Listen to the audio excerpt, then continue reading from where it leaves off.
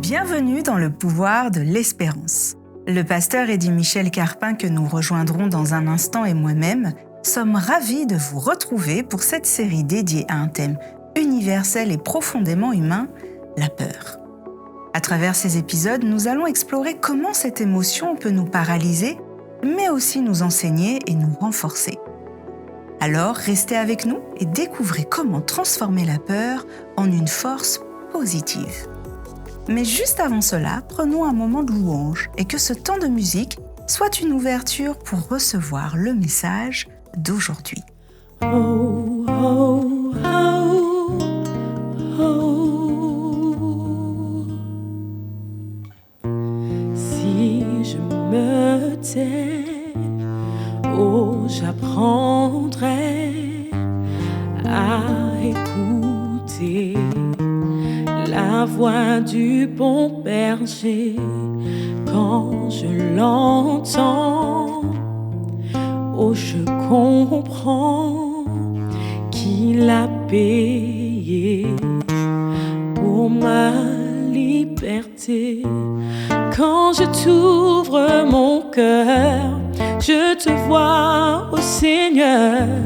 Quand je t'ouvre mon cœur, je t'entends me parler, et ta loi dans mon cœur toujours, oui, demeure, et ta vie à chaque heure coule comme un torrent, coule comme un torrent.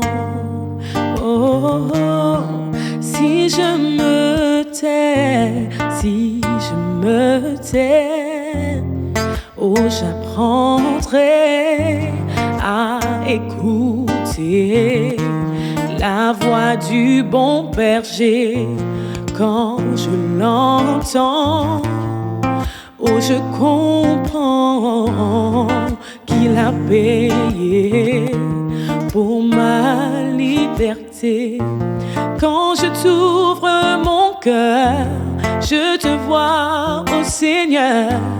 Quand je t'ouvre mon cœur, je t'entends me parler, et ta loi dans mon cœur toujours, oui, demeure, et ta vie à chaque heure coule comme un torrent.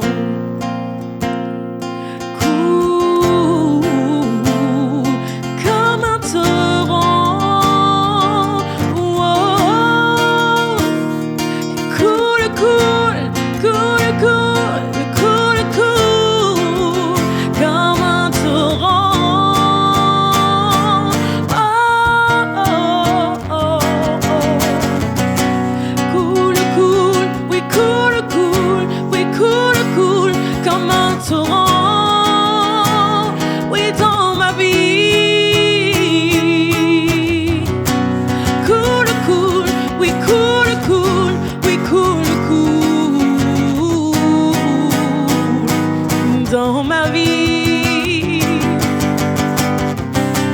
coule, coule, coule, coule, que ta vie coule en moi, coule en moi. Jésus, Jésus, oh, oh, oh, oh, que ça coule, oui, que ça coule en moi, que ça coule en moi, que ça coule, oh, que ça coule en moi.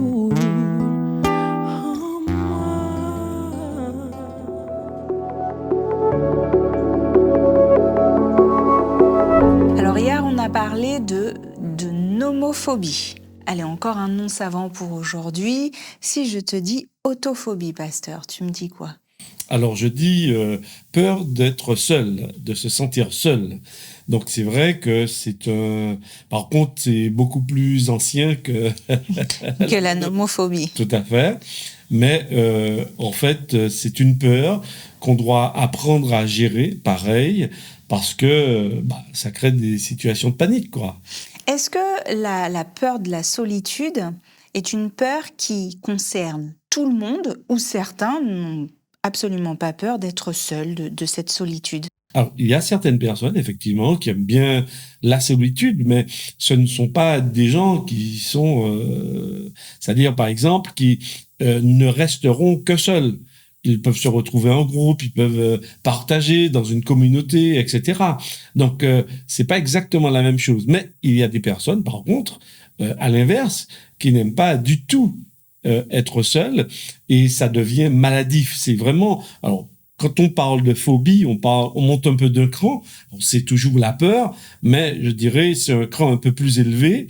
Et ces personnes ne supportent vraiment pas l'idée, même pas seulement le fait d'être seul, mais c'est l'idée même d'être seul. Cela les insupporte et elles peuvent être malades. Alors justement, par rapport à ceux qui n'ont pas la peur d'être seuls, et puis ceux qui ont la peur de se retrouver seuls. Mais humainement, est-ce que naturellement, je dirais, on est fait pour vivre en groupe? Alors, ce que je veux dire, c'est que ceux qui ont la peur de la solitude, oui. Je me dis, c'est légitime, c'est normal, elle est logique. Mais ceux qui, au contraire, n'ont pas cette crainte de la solitude, alors, c'est vrai que quand on lit le texte biblique, la Bible nous dit que Dieu dira dans Genèse chapitre 2, il dira qu'il n'est pas bon que l'homme soit seul. Et à ce moment, Dieu va façonner, va créer un être vis-à-vis, donc Ève, pour Adam. Donc déjà, la notion de solitude, Adam, le mâle, donc, il est le premier qui fait son apparition dans Genèse chapitre 2. Ensuite, il sera placé devant les animaux et il va voir que les animaux ne sont pas en couple.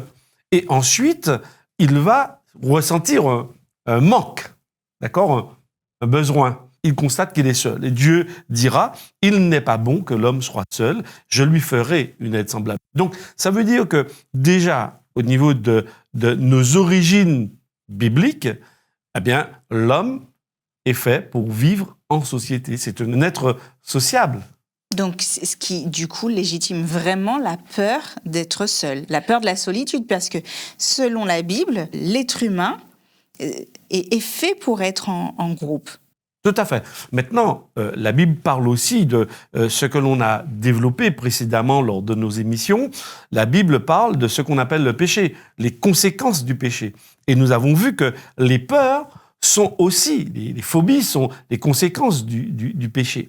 Maintenant, dans le texte, il est dit qu'il n'est pas bon que l'homme soit seul, mais il n'est pas dit que Adam a eu peur d'être seul. Ce n'est pas, il y a une nuance, c'est pas exactement la même chose.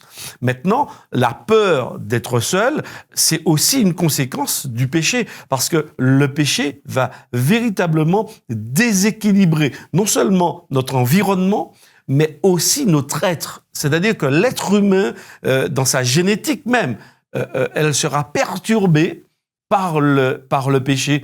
Et cela va générer, non seulement, alors nous parlons des peurs, mais va générer en fait toute une dégénérescence de l'être humain.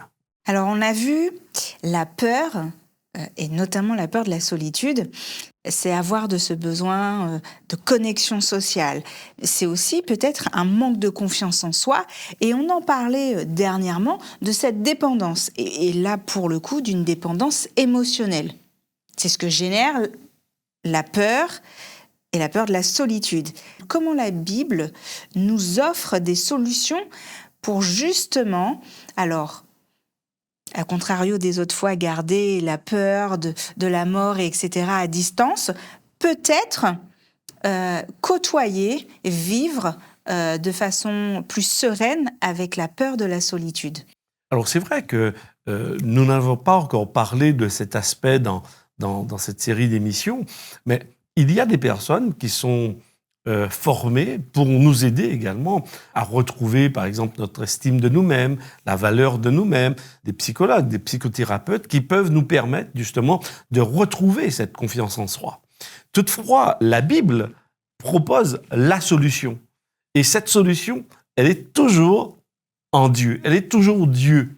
Parce que Dieu nous a créés dans un lien de dépendance avec lui. Pas pour qu'on soit seul. Alors, effectivement, quand on étudie un peu la psychologie, on observe qu'un enfant qui se sent sécure avec son parent, d'accord, ou sa figure paternelle, eh bien, aura tendance à s'éloigner pour prendre son autonomie, à pouvoir expérimenter ce qui est beaucoup plus loin qu'elle, le nouveau. D'accord? Et à l'inverse, quelqu'un qui n'est pas dans un milieu sécure, eh bien, aura tendance ou aura des difficultés à se séparer. Donc, c'est très intéressant d'observer cela. C'est-à-dire que plus on est et nos réservoirs affectifs sont comblés, plus on a tendance à l'autonomie. Et à l'inverse, quelqu'un qui a un réservoir vide aura tendance à rester tout près parce que son réservoir, il aura un manque. D'accord? Et c'est exactement la question de la solitude et la peur. Ça veut dire que quelqu'un qui n'a pas forcément son réservoir affectif comblé aura aussi un peu tendance à avoir peur de se sentir seul parce qu'elle aura besoin de dépendre du groupe pour pouvoir se sentir équilibrée. Donc la peur de la solitude serait une cause de ce réservoir affectif diminué? Tout à fait. Voire inexistant?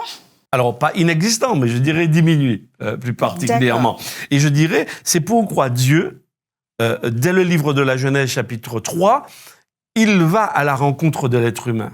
Parce que le premier être dont on a besoin dans nos vies pour nous permettre de retrouver l'équilibre, c'est Dieu. Premièrement, avant que ce soit le partenaire, avant que ce soit le groupe, il faut que, premièrement, je ressente cette présence de Dieu qui, elle, va combler et va remplir mon réservoir affectif. À partir du moment où j'ai mon réservoir affectif rempli avec Dieu, je peux être justement dans une relation dynamique avec les autres, dans une relation d'échange avec les autres. J'accepte aussi de combler le réservoir affectif de l'autre, mais l'autre aussi, il y a un interéchange. Mais le premier à le faire dans ma vie, à remplir ce réservoir, c'est Dieu. Ce qui est intéressant aussi, quand on lit on va un peu plus loin, par exemple dans le livre de l'Exode, lorsque Dieu, au chapitre 3 et 4, lorsqu'il va entrer en relation avec ce Moïse, Moïse va lui dire, mais dis-moi, qui es-tu? Quel est ton nom? Comment devrais-je te présenter? Et il est incroyable de voir la façon dont Dieu va répondre à Moïse. Il va lui dire, je suis. C'est incroyable. Il lui dit, mon nom, c'est je suis. Mais je suis, ça veut dire, c'est être.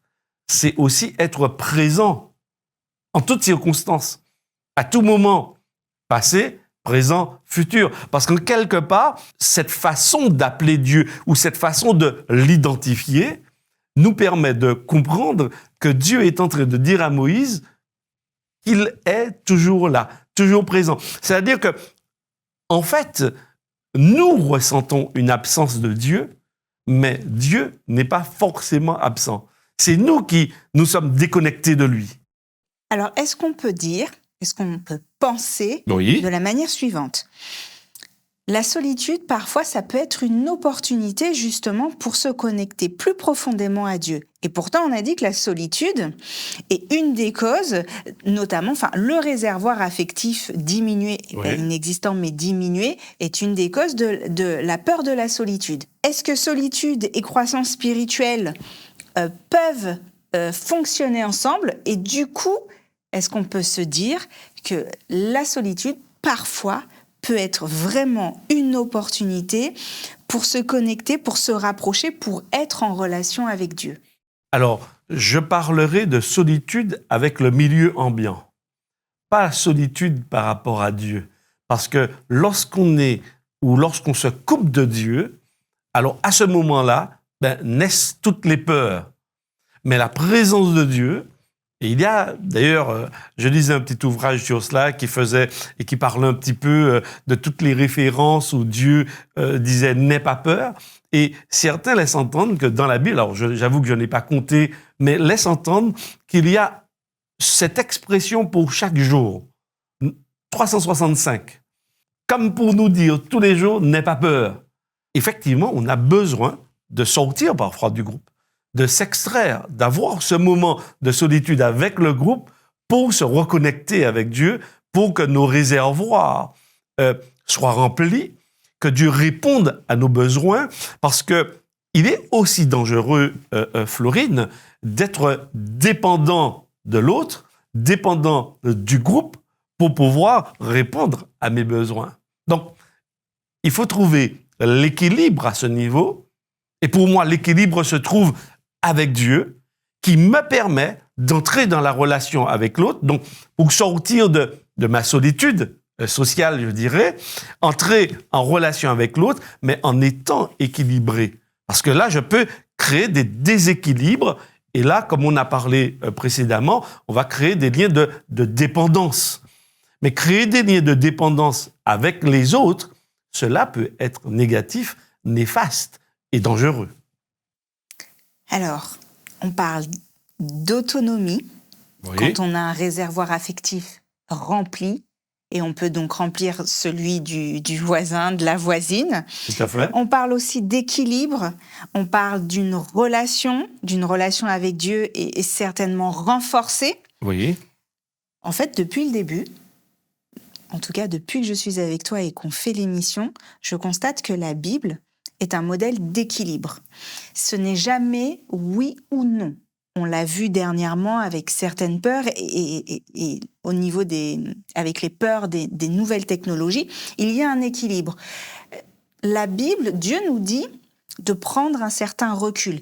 Oui, nous sommes des êtres sociaux, donc on a ancré en nous cette volonté d'appartenir à un groupe, mais parfois il est nécessaire de sortir de ce groupe et de pouvoir nourrir une relation, je dirais solitaire, juste avec Dieu.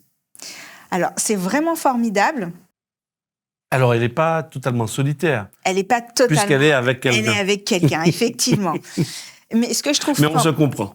Tout à fait. Ce que je trouve formidable, c'est que finalement, la Bible, ce n'est pas tout noir ou tout blanc. C'est juste une notion d'équilibre que l'on doit trouver avec les écrits, ce qui nous propose, avec ses promesses, avec les solutions, pour pouvoir, je dirais, naviguer dans les eaux du monde actuel et tout simplement du monde. Quand on t'écoute et que tu nous expliques ce qu'il y a dans la Bible, ces écrits, on se dit, c'est le livre que je dois avoir. Il n'y a que des promesses et que des solutions. Il n'y a pas de problème, en fait. En réalité, il n'y en a pas. Et s'il y en a, il y a des solutions. Dieu nous les apporte. Il y a des promesses, des solutions, et en plus, des solutions simples. Oui, tout à fait. Et c'est pourquoi nous parlons d'espoir. C'est pourquoi nous parlons d'espérance. Parce que l'élément manquant, alors c'est peut-être un peu prétentieux de le dire, l'élément manquant dans nos vies, aujourd'hui, le personnage manquant dans nos vies, c'est Dieu. Parce que justement, c'est cette rupture avec Dieu qui nous a plongés dans le chaos et dans le déséquilibre et dans la peur. Donc il faut qu'on l'invite dans notre groupe. Eh bien, exactement. Il faut premièrement l'inviter dans sa propre vie, d'accord, pour que derrière, dans le groupe, donc imaginons un groupe de personnes, eh bien, chaque personne est connectée à Dieu. Ben, la connexion de ce groupe-là sera vraiment forte. Parce qu'effectivement, eh bien, ils seront équilibrés dans leur relation de groupe. Donc, toutes les fois, il y a des déséquilibres. Il faut premièrement chercher par rapport à soi. Est-ce qu'effectivement, j'ai cet équilibre avec Dieu? D'accord? Et voir aussi si le groupe, eh bien, chaque personne reste encore connectée. Et aussi longtemps que nous sommes connectés, aussi longtemps le groupe restera en équilibre. Alors on l'a compris, pasteur, la peur de la solitude, c'est quelque chose de naturel, qu'on connaît plus ou moins tous, même ceux qui n'ont pas peur de la solitude, en tout cas qui n'ont pas peur d'être seuls. Tout à fait. Peuvent aussi la connaître, la rencontrer. On verra qu'il y a encore d'autres peurs auxquelles on peut être confronté. Mais juste avant, je te propose le mot de la fin. Alors, personnellement, dans mon enfance, je n'ai jamais aimé être seul. Donc, c'est une peur que je connais. Et j'aimerais dire à mes amis téléspectateurs que cette peur a vraiment été surmontée avec la présence de Dieu. Donc, je vous invite à l'expérimenter, à oser inviter Dieu dans votre vie pour qu'il vous reconstruise votre identité et que vous puissiez en lui être comblé premièrement de sa présence. On se retrouve demain, même heure, même chaîne et cette fois-ci avec une autre peur, mais je vous en dis pas plus. À demain.